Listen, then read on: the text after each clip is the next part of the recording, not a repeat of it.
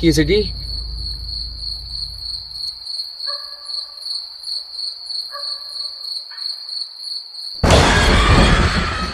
ଏତେ ରାତିରେ ଆପଣ ଏକା ଏକା କୁଆଡେ ଯାଉଛନ୍ତି? ଛକରୁ ଫେରି ଏବେ ମୋ ଘରକୁ ଯାଉଛି। ଦୋକାନ ଫେରୁ ଫେରୁ ଡେରି ହେଇଗଲା ତ ସେଇଥିପାଇଁ ରାତିରେ ଫେରୁଛି। ଆପଣ କଣ ଜାଣିନାହାନ୍ତି ଏଟା ମଶାଣି ରାସ୍ତା? ଏପଟେ ଲୋକମାନେ ରାତିରେ ଯିବା ଆସିବା କରନ୍ତିନି। ଆଜ୍ଞା ମୁଁ ଜାଣିଛି, ଏଇ ରାସ୍ତା ଦେଇ ଗଲେ ଘରେ ଟିକେ ଜଲ୍ଦି ପହଞ୍ଚିବି ତ ସେଇଥିପାଇଁ ମୁଁ ଏଇ ରାସ୍ତା ଦେଇ ଯାଉଛି। ଆପଣଙ୍କ ନାଁ କଣ ଆଉ ଘର କୋଉଠି? ମୋ ନାଁ ଉଦୟନାଥ ବିଶୋଇ। ମୋ ଘର ଚାଖୁଣ୍ଡା ଗ୍ରାମର ସରଦା ବ୍ଲକରେ। ହଉ ଦେଖିକି ଯାଆନ୍ତୁ। ହେଲେ ଆପଣ ଏତେ ରାତିରେ କଣ କେହି ନାହାନ୍ତି?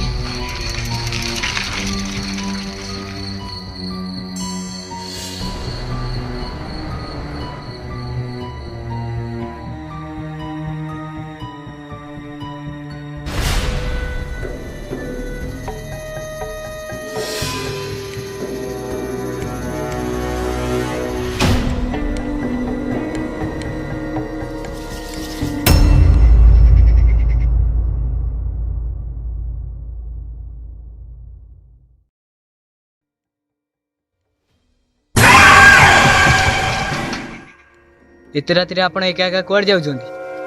ଆପଣ ସେ ବେଞ୍ଚରେ ବସିଥିଲେ ନା? ଏତେ ରାତିରେ ମଶାଣି ରାସ୍ତାରେ ଯିବାଟା ଭଲ ନୁହେଁ। ଯେତେ ଜଲ୍ଦି ପାରୁଛ ପଳା। ହଁ ହଁ ଯାଉଛି।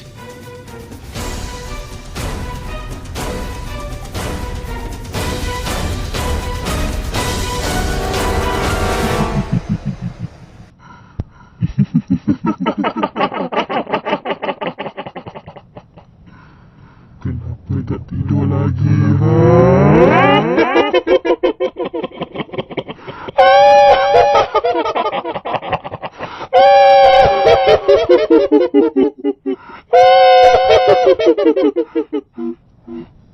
ଆମେ ତା ସହିତ ପ୍ରାଙ୍କ କରୁଥିଲୁ, ସେ ଡରିଗଲା।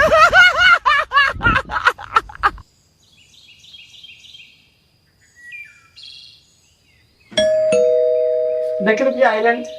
ମୁଁ ଯାଇପାରିବି ତୁ ଯା ଦେଖ। ଶୁଣ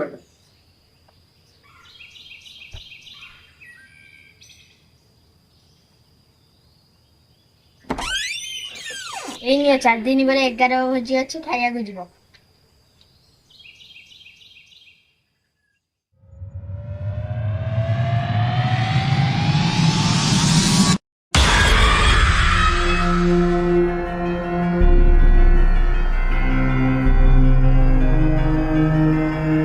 ମୋ ନାଁ ଉଦୟନାଥ ବିଶୋଇ।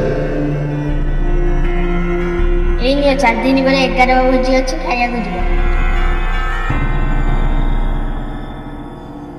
ଆଜ୍ଞା ଉଦୟନାଥ ବିଶୋଇ ସେପ୍ଟେମ୍ବର 30 ତାରିଖରୁ ବି ମରିଯାଇଥିଲା। କିନ୍ତୁ ଯେତେ ସହରୀ ବାବୁ କହୁଥିଲେ କୁଆଡ଼େ କ'ଣ ନା ସେମାନେ ଅକ୍ଟୋବର 4 ତାରିଖରେ ଉଦୟନାଥ ବିଶୋଇକୁ ରାତି 11ଟା 11:30 ପାଖାପାଖି ଡରେଇଥିଲେ ଆଜ୍ଞା। ତା ପରଦିନ ହିଁ ସେମାନେ ଜାଣିବାକୁ ପାଇଲେ ଯେ ଉଦୟନାଥ ବିଶୋଇ ବହୁତ ଦିନ ପୂର୍ବରୁ ହିଁ ମରିଯାଇଥିଲା।